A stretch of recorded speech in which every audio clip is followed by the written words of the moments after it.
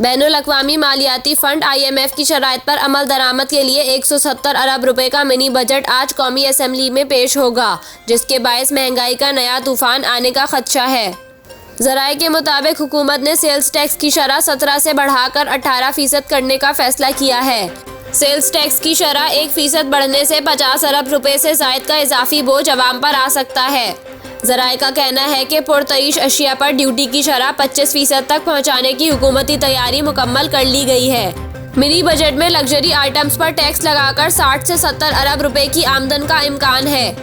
हुकूमत ने सिगरेट पर एक्साइज ड्यूटी का फौरी निफाज करते हुए नोटिफिकेशन भी जारी कर दिया है। ज़राए के मुताबिक सिगरेट पर ज़्यादा टैक्स के बायस गैर कानूनी तिजारत से कौमी खजाने को सालाना 100 अरब रुपए का नुकसान हो रहा है।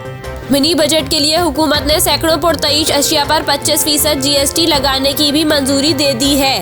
पुरतईश अशिया पर 25% GST का इतलाक आज के ज़मनी फाइनेंस बिल में किया जाएगा। FBR ने इन तमाम दरामदी लग्जरी अशिया पर GST की शरह बढ़ा दी है। इन दरामदी लग्जरी अशिया पर वजारत तिजारत ने कुछ अरसे कबल पाबंदी लगाई थी। ज़राए ने बताया है कि हुकूमत की जानिब से मुकामी सतह पर तैयार कुछ पुरतईश चीज़ों पर भी GST बढ़ाने की तजवीज़ है।